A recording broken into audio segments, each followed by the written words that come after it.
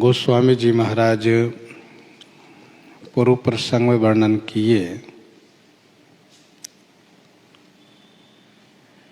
रावण ने मारीच से यह कहा कि तुम छल करने वाला कपटपूर्ण स्वर्णमणि में हिरण बन जाओ, जिस प्रकार से कि मैं उस राजा की नारी को हरण करके ले आऊं। मारीच ने कहा, हे दशशीष दशानन, आप मेरी बात को ध्यान से सुनिए। जिनको आप नृप कहते हैं वे चराचर के स्वामी हैं। ते नर रूप चराचर ईसा। चर अचर अर्थात चेतन जड़ सबके स्वामी हैं। तासो तात बयर नहीं कीजे, मारे मरिए जियाए जीजे। तासो तात बयर नहीं कीजे। हे तात, तासो माने उनसे विरोध मत कीजिए। मारे मरिए जियाए जीजे। जिनके मारने से मृत्यु होती है और जिनके जिलाने से जीवन रहता है। जिनके मारने से मर जाना पड़ता है और जिनके जिलाने से जिंदा रहना पड़ता है।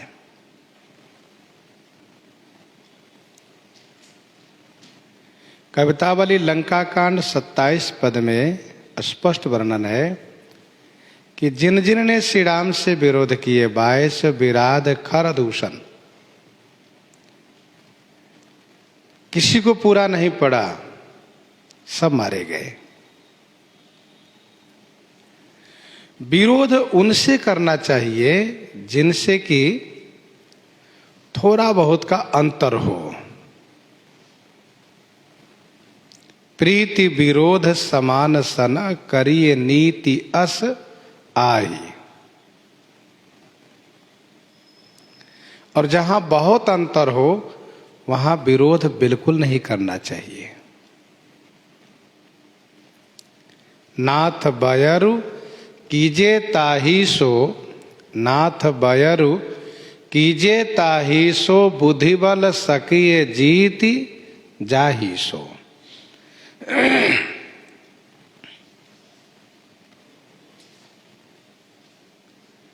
श्री राम जी से विरोध आप मत कीजिए।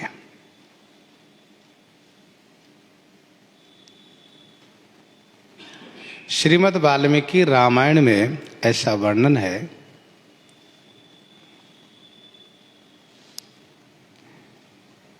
कि आप जो श्री राम से विरोध करने जा रहे हैं, ऐसा कार्य करने के लिए जिन्होंने आपको उकसाया है वे आपके परम शत्रु हैं। श्री सीता जी को हरण करने के लिए सलाह किसने दिया है? जहरीले सर्प के मुख से जहरीला दांत निकालने के लिए आपको किसने प्रेरित किया है? श्री राम जी से विरोध करने का मतलब यह है कि आपका संपूर्ण विनाश हो जाएगा, आपको कोई बचा नहीं पाएगा। यह श्रीमद् वाल्मीकि रामायण में स्पष्ट वर्णन है। मानस जी में मारीच कहता है कि जिनके मारने से मृत्यु होती है, जिनके जिलाने से जीवन मिलता है, अर्थात जीवन और मरण के जो स्वामी हैं जिनके हाथ में जीना और मरना दोनों है। उन्होंने भैया सुबाहु को मार दिया, वे मर गए, और मुझे उन्होंने छोड़ दिया, हम जिंदा रह गए।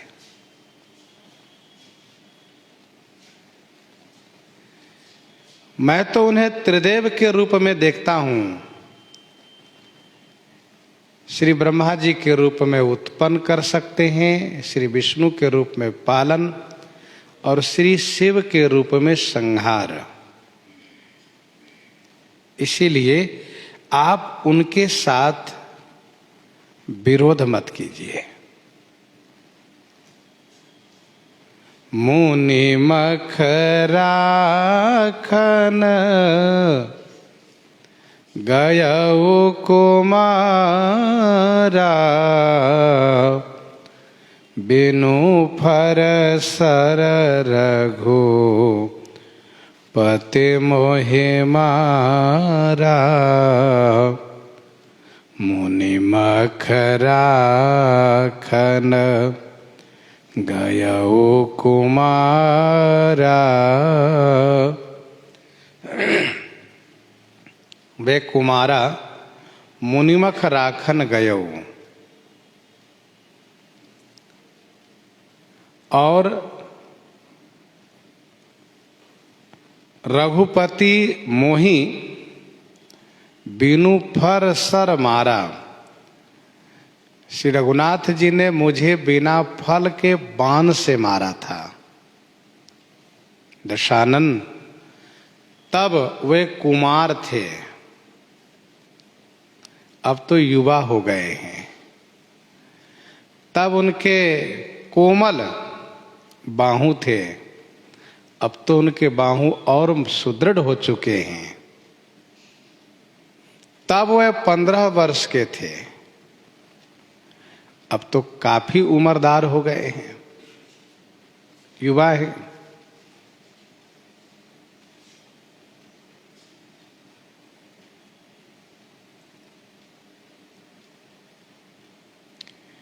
तो मुनिमख राखन गयो कुमारा, तब 15 वर्ष के थे, अब 40-41 वर्ष के हो गए हैं। और उस समय उन्होंने मुझे बिना फल के बाण से मारा था। फल, बाण के जो नुकीला भाग है उसी को फल कहते हैं। जैसे हल में अगला भाग जो लोहे का जड़ा जाता है उसको फार कहते हैं, वैसे बाण के अगला भाग को फर कहते हैं, जो नुकीला होता है। उसको निकाल देने से फिर जब बाण चलाया जाता है तो उससे मृत्यु नहीं होती है, चोट आती है, कष्ट होता है। श्री भरतलाल जी ने श्री हनुमान जी के ऊपर बिना फल के बाण का ही प्रयोग किया था। बिनु फर सायक मारे चाप श्रवण लगी तानी।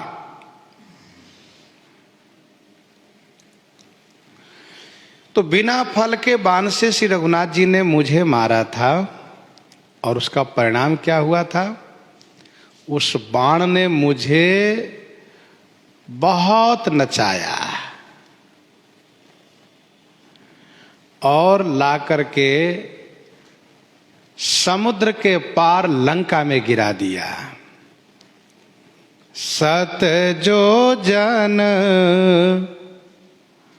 आयऊ छन माही, तिन सन बयर किए भल नाही। सत जो जन आयऊ छन माही। छन माही, एक क्षण में। सत जोजन, सागर के इस पार में आ गया था। तिन सन बैर किए भल नाही। उनसे विरोध करना भल नाही, भल माने अच्छा नहीं है। मैं एक क्षण में 100 योजन सागर के पार पहुंचा था। बिनु फरमान राम तेहि मारा, 7 योजन गा सागर पारा।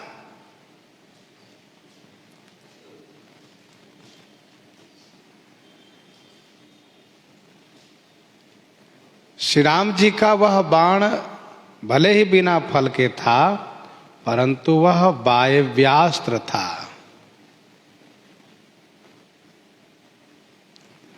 जिस प्रकार से हवा का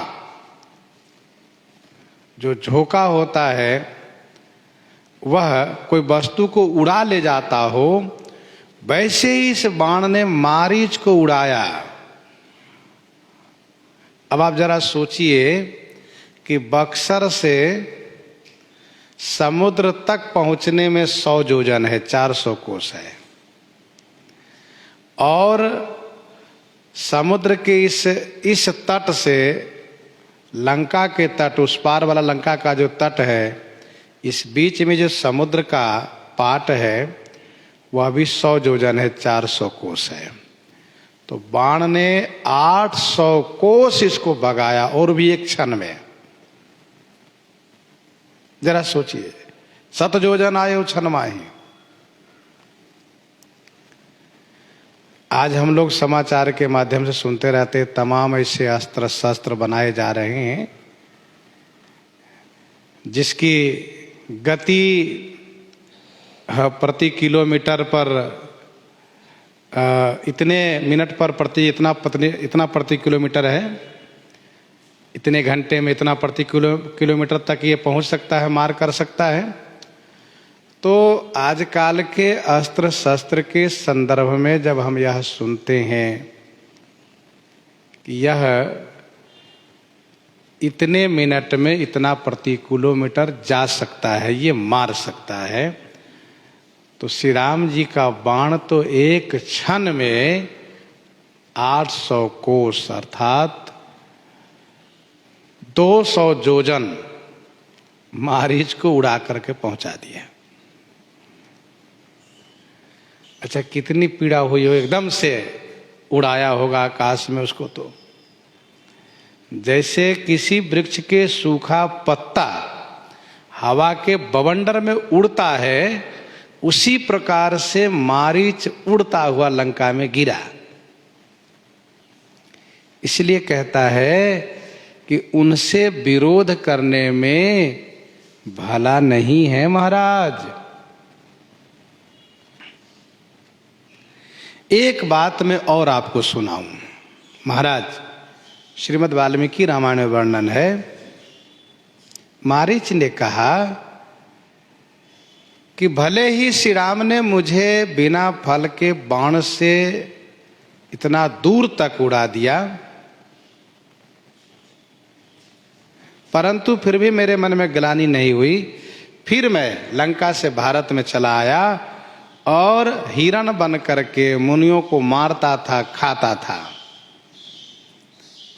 मतलब पशु बन करके मुनियों पर वार करता था और मुनियों को खा जाता था, ये मेरा काम था।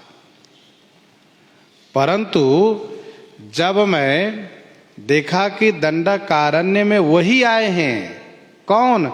जिन्होंने मुझे बाण से उड़ा दिया था, आकाश में लंका तक पहुंचा दिया था, तो पिछला बैर को स्मरण करके, उसको याद करके मैंने अपने 2 साथी के साथ हिरण बन करके उन पर हमला किया। और मैंने सोचा कि सिंह से हम तीनों उनको मार डालेंगे, लेकिन फिर क्या हुआ? कहा श्री राम जी ने फिर बाण का प्रहार किया और मेरे 2 साथी वहीं दर पर ही मर गए। मेरे 2 साथी वहीं दर पर ही मर गए, उसी जगह। और मैं जैसे तैसे भागकर छुपकर अपने आप को बचा लिया। और जब मैं बच गया तब से मैं बहुत भयभीत हो गया हूँ और भयभीत होने के बाद फिर मैं उस बुरे कर्म को छोड़ करके योगाभ्यासी तपस्वी बन करके तप में प्रवृत्त हो गया हूं।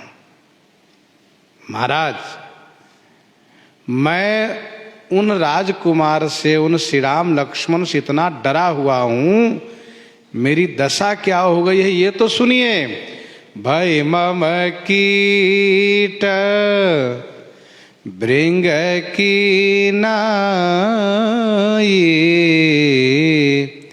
जहाँ तहाँ मैं देखूं दो भाई। भय मम कीट भृंग के नाई, जहाँ तहाँ मैं देखूं दो भाई। मम कीट भृंग की नाई दशा हो गई है, जहां तहां मैं दोनों भाई को देखता हूं। अर्थात मेरी दशा कीड़े और भृंग की तरह हो गई है। भाई मम कीट भृंग की नाई, जहां तहां मैं देखूं दो भाई। भृंग नाम का जो कीड़ा है वह किसी दूसरे कीड़े को पकड़ लेता है और पकड़ करके पहले आकाश में बहुत उड़ाता है उसको। बहुत उड़ाने के बाद फिर अपने निवास स्थान पर ला करके उसके ऊपर मट्टी डाल देता है। फिर बैठ करके उसको आवाज सुनाता है, भन भन सुनाता है। और इतना वो भन भन सुना देता है कि फिर उस कीड़े के मन मस्तिष्क में यही आवाज बैठ जाती है। यदि वह कीड़ा किसी प्रकार से उस भृंग से मुक्त भी हो जाए तो वह जहां भी जाता है सब जगह उसको भृंग ही नजर आता है, क्योंकि वह उसको पहले आकाश में उड़ाता है, फिर इसके बाद उस पर बैठ करके उसको टंक मारता है और भन भन की आवाज सुनाता है। उसको इतना त्रस्त कर देता है कि उसको फिर सब जगह भृंग ही नजर आता है। मारीच कहता है मेरी वही दशा हो गई है जो कीट भृंग की दशा होती है। मुझे सभी वृक्षों में धनुष बाण लिए हुए श्री राम लक्ष्मण ही नजर आते हैं।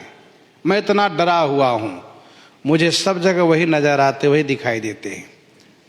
जैसे कंस जब भयभीत हो गया था, डर गया था श्री कृष्ण से, तो उसको सब जगह कृष्ण ही नजर आता था।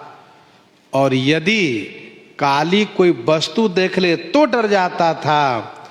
और क से नाम, क पर कोई नाम सुन ले तो चौंक जाए, कृष्ण तो नहीं आ गया। उसको सोते जागते खाते पीते हर समय में इतना भय सताता था कि सब जगह वही नजर आते थे। न वो खा पावे, न सो पावे, न बैठ पावे, हमेशा उनको डर व्याप गया था। वैसे ही मारीच को इतना भय व्याप गया कि मारीच को परक नाम सुन करके भय हो जाया करता था, उसको डर हो जाता था कहीं राम तो नहीं आ गए। उसने श्रीमद् वाल्मीकि रामायण में स्पष्ट कहा सभी वृक्षों में हमें दिखाई देते हैं। इतना डर, देखिए यही है भय की पराकाष्ठा।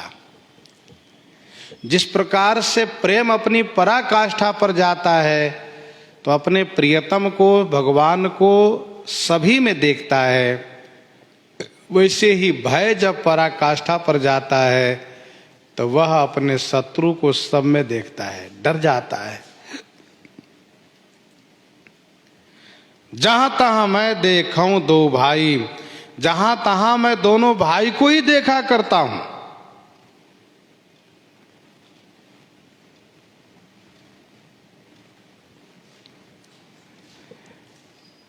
इसीलिए मेरा कहा आप मानो, विरोध उनसे मत करो।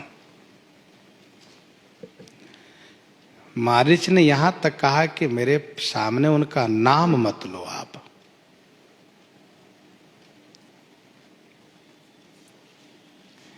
जो नर तात तदपि अति शूरा, तिन्हि विरोध न आयहि पूरा। जो नर तात तदपि अति शूरा, तिन्हि विरोध न आयहि पूरा।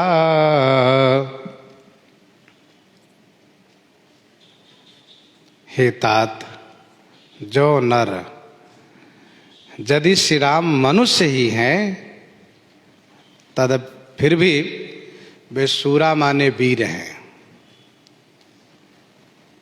तात जो नर तदपि अति शूरा, तदपि माने फिर भी अतिशय शूर वीर हैं। तिन्हि विरोध न आयहि पूरा। उनसे विरोध करने पर पूरा न आयहि, अर्थात पूरा नहीं पड़ेगा। तिन्हि विरोध न आयहि पूरा।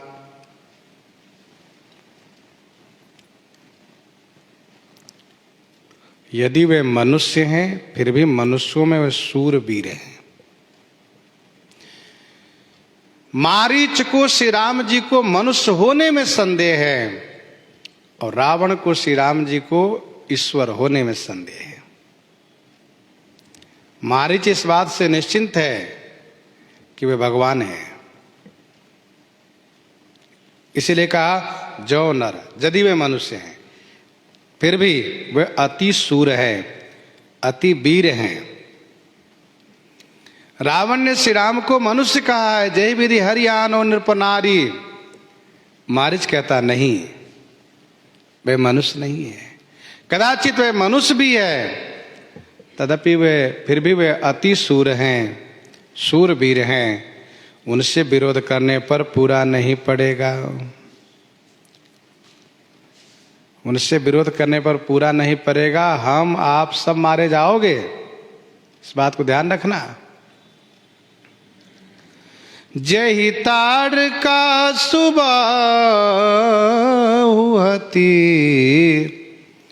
खंडेउ हर को दंड। खरदूषण तिसिरा बधेउ, मनुज की अस बरिबंड। मनुज की असी बरिबंड। जहि ताड़का सुबाहु हति, खंडेउ हर को दंड। खरदूषण त्रिशिरा बधेउ, मनुज की असी बरिबंड। जय जिन्होंने ताड़का सुबाहु को मार करके, हर को दंड माने शिव धनुष को, खंडेउ माने तोड़ा, और खरदूषण त्रिशरा को जिन्होंने वध किया, मारा। महाराज मनुज असी बरिबंड की अर्थात नहीं। मनुष्य ऐसा बरिबंड, बरिबंड माने तेजस्वी हो सकता है क्या? अर्थात नहीं। आप भी बहुत मनुष्यों को देखे हो, हम भी देखे हैं। क्या ऐसा पराक्रमी, ऐसा बलवान, ऐसा तेजस्वी, बरिबंडा माने तेजस्वी, मनुष्य हो सकता है क्या? अर्थात नहीं। जिन्होंने ताड़का सुबाहु को मार दिया, आप भी जानते हो कि ताड़का सुबाहु में क्या बल था। ताड़का मेरी माता थी, सुबाहु मेरा भाई था। और आपने अभी सुना है कि खरदूषण मारा गया है, चूंकि आप भी जानते हो खरदूषण मोहिसम बलवंता।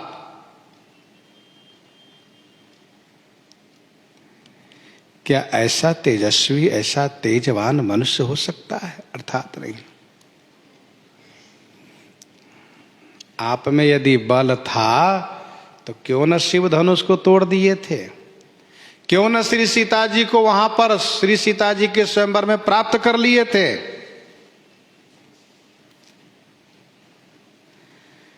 तब तो आप यह काम नहीं कर पाए।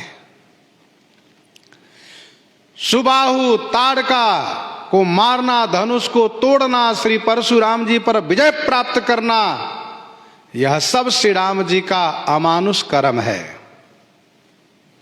मार्ग जात भयावनि भारी, के विधितात ताड़का मारी। घोर निशाचर विकट भट, समर गनहि नहीं काहू। मारे सहित सहाय किमी, खल मारीच सुबाहु।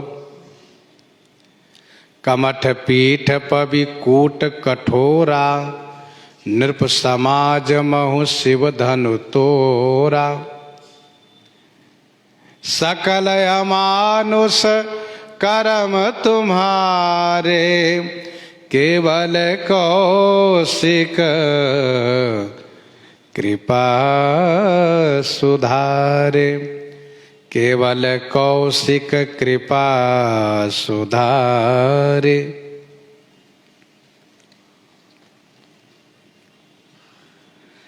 खरदूषण त्रिशिरा बधेउ, मनुज की ऐसी बरी बंड।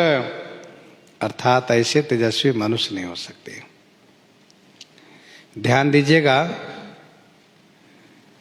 मारीच ने मानो श्री राम कथा कह सुनाई। जय ताड़का सुबाहु हति, खंडे हर कोदंड, बालकांड की कथा। और खरदूषण त्रिशरा बधेउ, अरण्य कांड की कथा। अयोध्या कांड की कथा इन्होंने नहीं कही। मानस जी में कथा कहने का दो क्रम है। एक तो यह कि जो विस्तार पूर्वक कथा सुनाते हैं वह अयोध्या कांड की कथा भी सुनाते हैं, और जो संक्षिप्त में समास में श्री राम कथा सुनाते हैं वे श्री अयोध्या कांड की कथा नहीं सुनाते हैं। क्योंकि श्री अयोध्या कांड की कथा में अयोध्या राज्य संबंधित ही प्रसंग है, साथ साथ उसमें करुण रस की अधिकता है। श्री राम जी का पराक्रम, पौरुष इत्यादि का उसमें कहीं वर्णन नहीं है। मुनि ने प्रथम हरि कीरति गाई, तेहि मग चलत सुगम मोहि भाई। मुनि ने प्रथम हरि कीरति गाई, तेहि मग चलत सुगम मोहि भाई। ये दो विधि है, दो क्रम है। चंद्रमा मुनि कथा सुनाते हैं। त्रेता ब्रह्म मनुज तनु धरहि, तासु नारी निशि चरपति हरहि। त्रेता ब्रह्म मनुज तनु धरहि बालकांड। तासु नारी निशि चरपति हरहि अरण्य कांड। तासु खोज पठये प्रभु दूता, तिनहि मिले तैं होब पुनीता। किष्किंधा कांड की कथा। हनुमान जी महाराज कथा सुनाते हैं। हर को दंड कठिन जहि भंजा, तो इस समेत नृपदल मद गंजा। खरदूषण त्रिशिरा अरुबाली। खरदूषण तीसरा अरण्यकांड, अरुबाली किष्किंधा कांड। बधे सकल अतुलित बलशाली। और सुंदरकांड में स्वयं बोल रहे हैं हनुमान जी महाराज।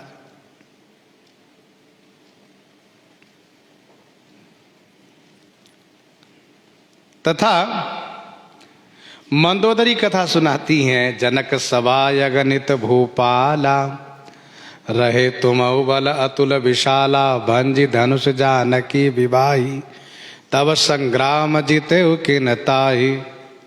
सुरपति सुत जानय बल थोरा, राखा जियत आँखि गही फोरा। सूप न खा के गति तुम देखी। आगे की कथा सब है। गोस्वामी तुलसीदास जी महाराज भी संक्षिप्त में कथा सुनाते हैं। तब क्या कहते हैं?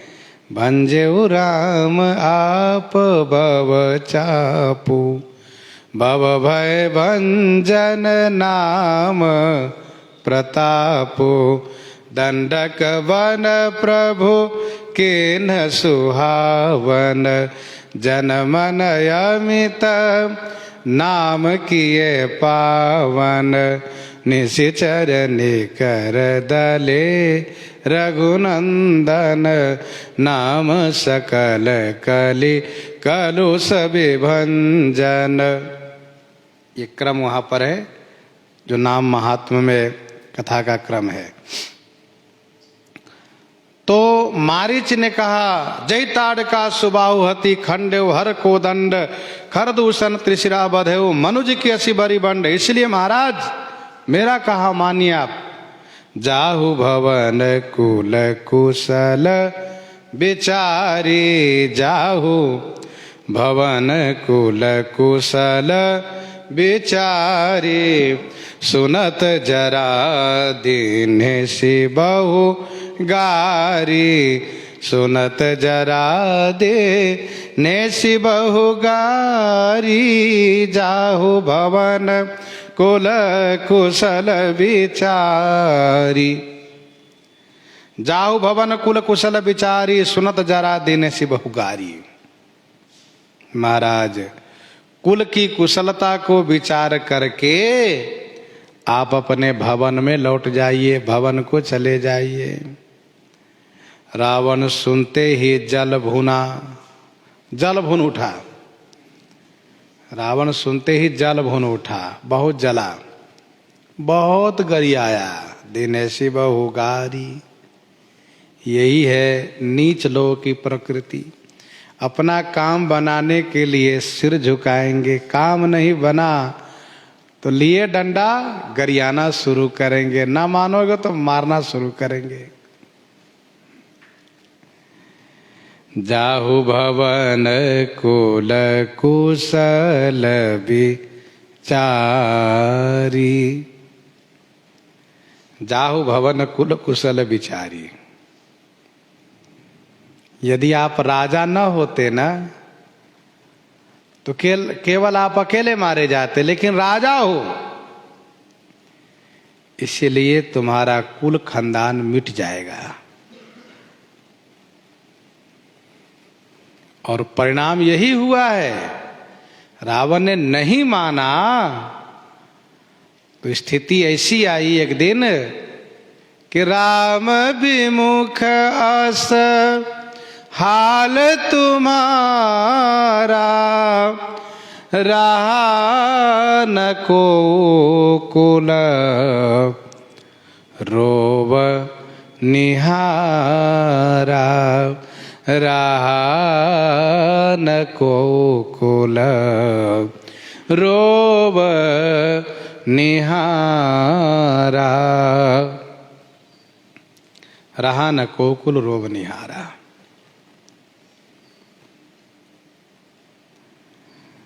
रावण को जो कोई यह सलाह देता हो कि तुम विरोध न करो तो उस पर वह नाराज हो जाता है।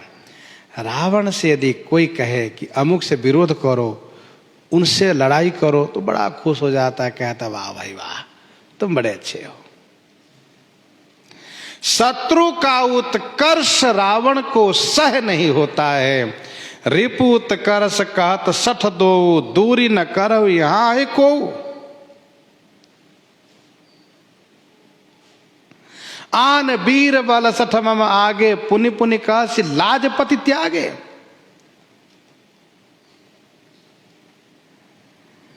विभीषण जी महाराज पर पद प्रहार किया, अस कही कि नसी चरण पढ़ारा। तुम शत्रु का उत्कर्ष सुनाते हो। हनुमान जी से कहा मृत्यु निकट आई, खल तो ही लाग सी अधम सिखावन मोही।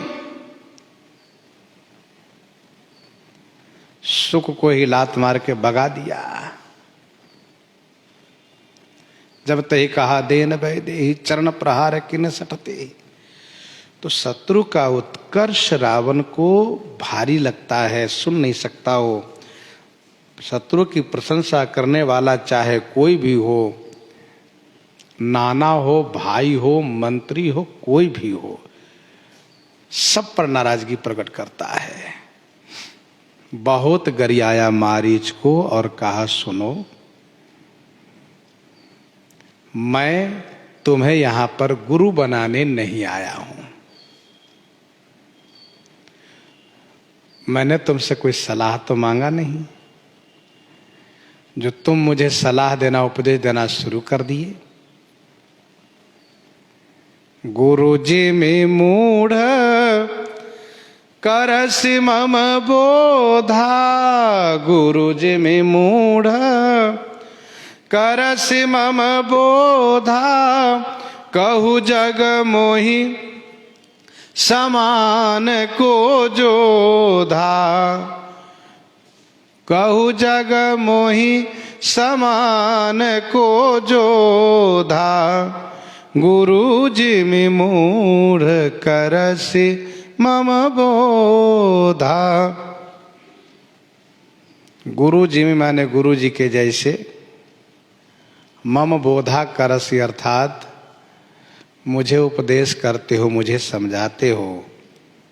एक बात बताओ, कहो जग में मोहि समान जोधा को, जगत में मेरे समान जोधा कौन है? बताओ, कोई हो तो बताओ।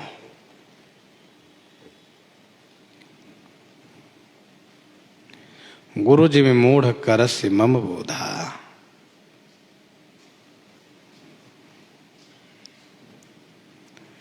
जिस प्रकार से मारीच पर रावण नाराज है, उसी प्रकार से माल्यवंत पर नाराजगी दिखाया। कहा, बूढ़ बयसी न तब मरते तो ही। काल नेमी पर क्रोध दिखाया। कहा, तुमको भी मारूंगा, सुनि दस कंठरि शान अति, तेहि मन कीन्ह विचार। यहाँ पर मारीच पर रोष प्रकट किया है। बताओ, मेरे समान जगत में कौन जोधा है? मारीच ने सोचा, मैं उत्तर तो दे सकता हूं, लेकिन उत्तर दूंगा तो ये मुझे मार डालेगा। हाथ में कृपाण लिया हुआ है, तुरंत मेरे गला को छुआ देगा और गला पर छुआएगा कि मैं मर जाऊंगा।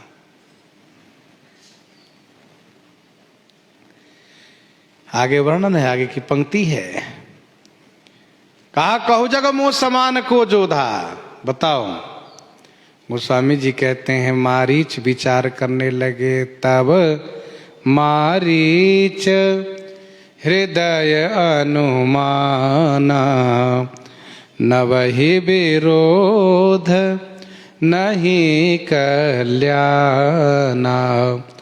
तब मारीच हृदय अनुमाना, नवहि विरोध नहीं कल्याणा। तब मारीच ने हृदय में ऐसा अनुमान किया कि 9 लोगों से विरोध करने पर कल्याण नहीं होता है। नवहि विरोध, 9 लोगों से विरोध करने पर कभी भला नहीं होता, कल्याण नहीं होता। इसलिए इन लोगों से कभी विरोध नहीं करना चाहिए। तब मारीच हृदय अनुमाना, नवहि विरोध नहीं कल्याणा। 9 लोगों से विरोध करने पर कल्याण नहीं हो सकता।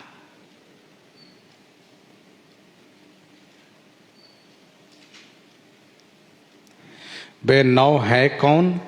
कहा, शास्त्री, मरमी, प्रभु, सठ, धनी,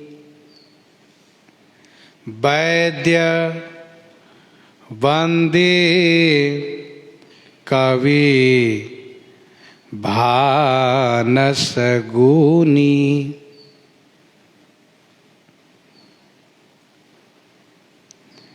कुछ लोगों ने कहा मानस गुनी। मानस गुनी, मानस गुनी का अर्थ किया है सगुन विचार करने वाला ज्योतिषी। परंतु संतों में भानस पाठ का सम्मान है। भानस का अर्थ होता है रसोइया, रसोई बनाने वाला। गुणी माने गुणवान। शास्त्री मरमी, शास्त्री वह जो शस्त्रधारी है, शास्त्री वह है जो शस्त्रधारी है। प्रस्तुत प्रसंग में मुख्य विषय यही है कि रावण हाथ में शस्त्र लिया हुआ है, कृपाण लिया है, इसलिए कहा शास्त्री। अब जो हाथ में लाठी लिया हो, हाथ में तलवार लिया हो, हाथ में बंदूक लिया हो, उनसे ज़्यादा टेढ़ा बर्ताव करोगे तो फिर क्या होगा? वो एक दो बार कहेगा कि देख लो भाई सावधान रहो, नहीं मानोगे तो उसका हाथ उठेगा ही। और फिर उसका बल होता है कि मेरे पास शस्त्र है। शास्त्री, शस्त्रधारी। मरमी, मरमी माने जो भेद जानता हो। क्या भेद जानता हो? कि कितना इसका बल है और कौन कौन इनके सहयोगी है। क्योंकि कुछ लोग भौकाल बनाकर भी अपने आप को बचा ले जाते हैं।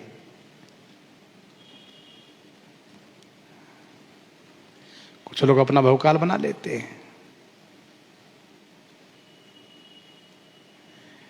जैसे मान लो कुछ लोग बुद्धिमान होते हैं, घर में चोर आया तो अमुक अमुक को नाम लेना शुरू किया,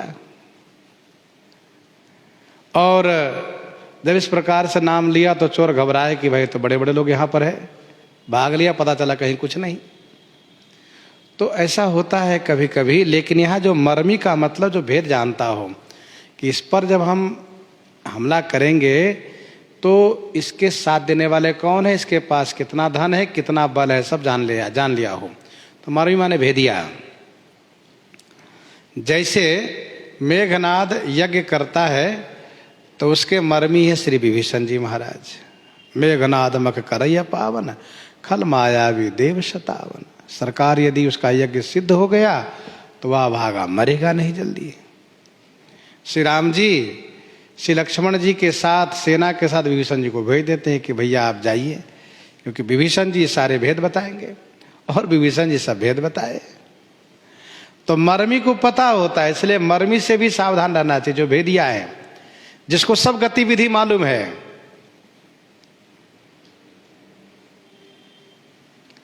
इसलिए मर्मी से सावधान रहना चाहिए। उससे यदि विरोध कर लिए आप तो समझ लो कि वह शत्रु को पूरा भेद बता देगा, किस समय कब और कैसे वार करना, कैसे चलना है। और प्रभु माने जो समर्थ हैं, प्रभु माने जो समर्थ हैं। अब जहाँ समर्थ की बात है उसकी तो बातें अलग है। जहाँ भी विरोध करोगे वही जो समर्थ है वो यही कहेगा, जहाँ मिलना चाहो बताओ, किस बाजार में, किस चौराहे पर, किस मोड़ पर मिलना है। क्योंकि वह प्रभु है, सक्षम है। जहाँ के लिए जगह निर्धारित करोगे वहीं पहुंच जाएगा। वो मारेगा जरूर, क्योंकि वह प्रभु है। इन लोगों से विरोध नहीं करना चाहिए। किन से? शास्त्री शस्त्रधारी से, भेदिया से, प्रभु माने समर्थ से, और सठ माने जो मूर्ख है, मूर्ख है, उससे विरोध कर लिए तो वह मूर्खता का परिचय कहीं भी दे सकता है, कहीं भी फजीयत कर देगा आपको। मूर्ख है वो, समझ नहीं रहा है वो। और इसके बाद नाम आ रहा है धनी।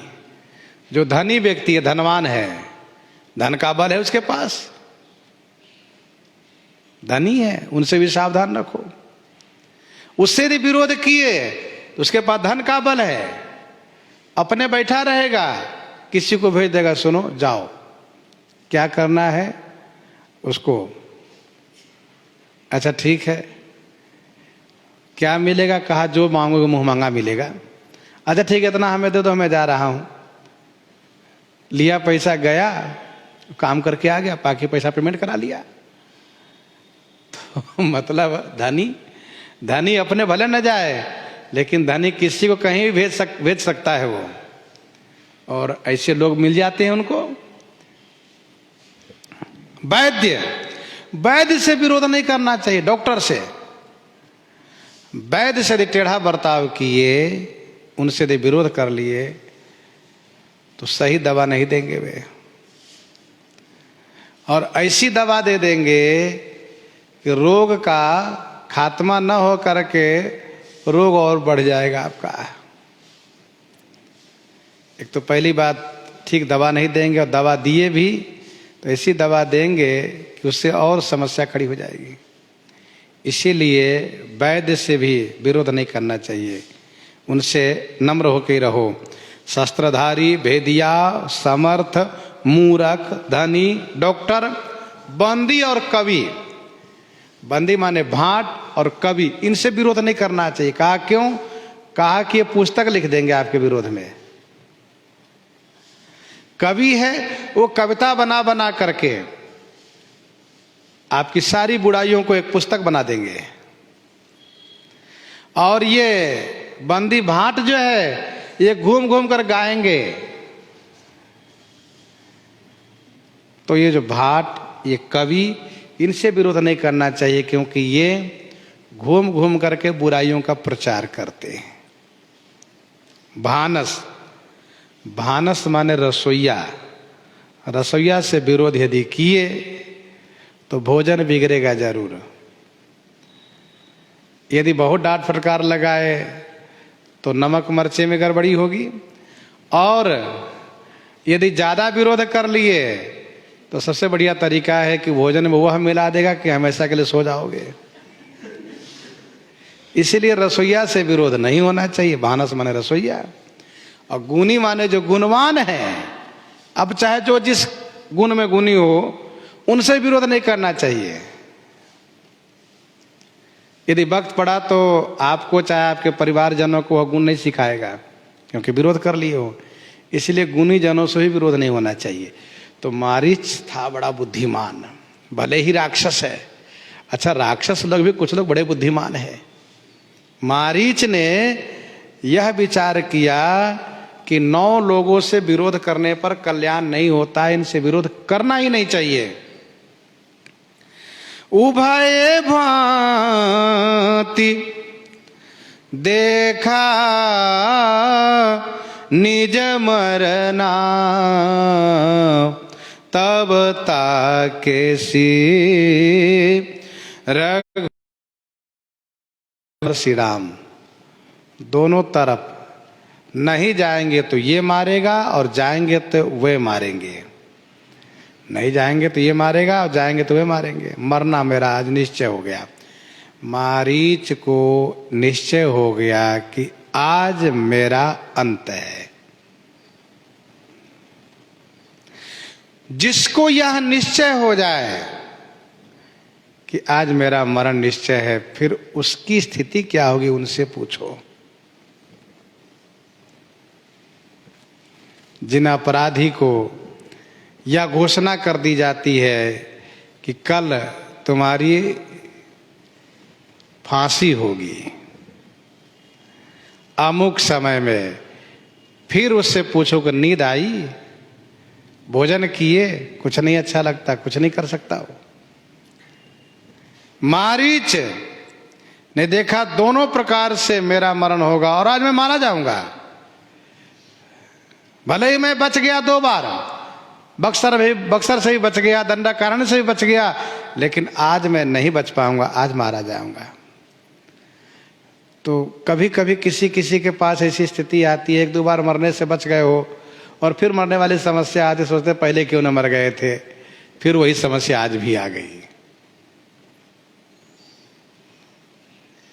रामादपि च मर्तव्यम रावणादपि उभयोर यदि मर्तव्यम वरम रामो न रावण।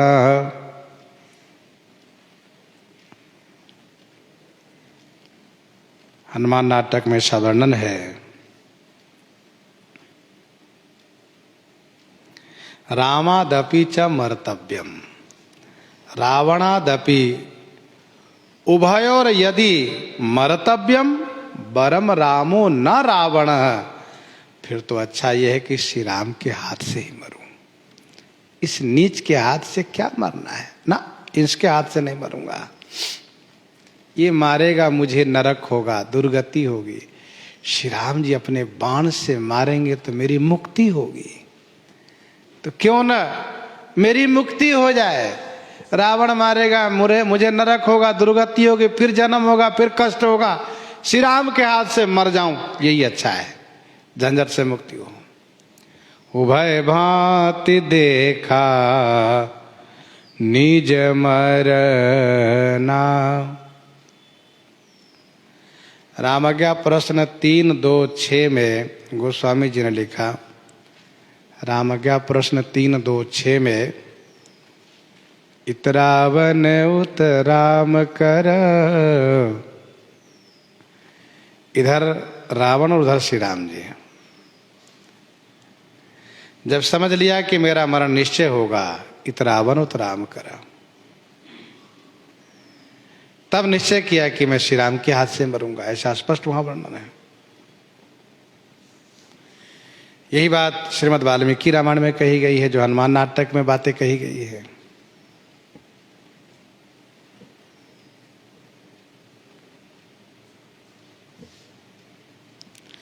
तब ताकेसी रघुनायक शरणा, तब मारीच ने रघुनाथ जी के शरण की ओर देखा। तब मारीच ने श्री राम के शरणता की, उन्हीं के पास चलूं।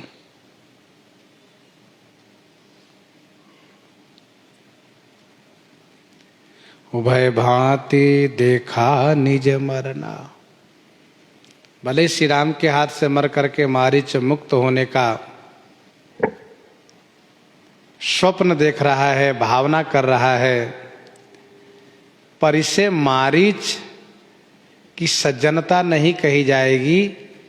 यह नीच है, नीच ही रहेगा। दोहावली में गोस्वामी जी ने लिखा 531 में, तुलसी निज करतूति बिनु मुकुत जात जब कोई। मुक्त होगा मारीच, इसमें कोई संदेह नहीं है। इसका जो सपना है, इसकी जो भावना है, वो पूरी होगी। लेकिन तुलसी निज करतूति बिनु मुकुत जात जब कोई, गयो अजामिल लोक हरि नाम सक्यो नहीं धोई।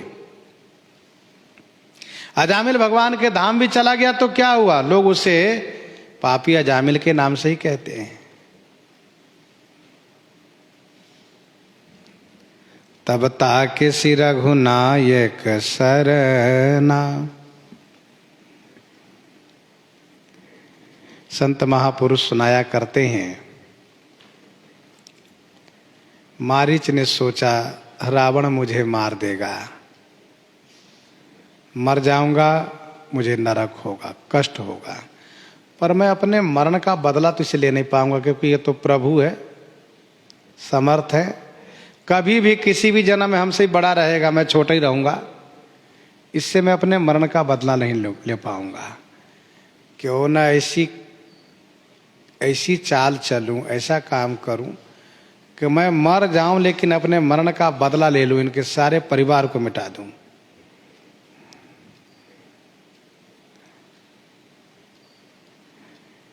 इसीलिए मारीच ने यह निश्चय कर लिया कि श्री राम जी के हाथ से मर के मैं मुक्त हो जाऊंगा, अपने मरण का बदला ले लूंगा। इसीलिए इसने छल किया, श्री राम जी की आवाज में श्री लक्ष्मण जी और श्री सीता जी को पुकारा।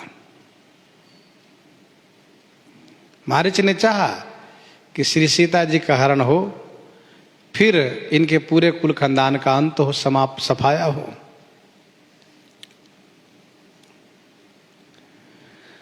उत्तर देत मोहि बधब अभागे, कसन मरऊं रघु पति सर लागे। उत्तर देत मोहि बधब अभागे, ये अभागे उत्तर देत मोहि बधव, यह अभागा है। उत्तर देने पर मोहि बधव, मुझे मार डालेगा यह। कस न मरऊ रघु पति सर लागे, रघुपति सर लागे कस न मरऊं।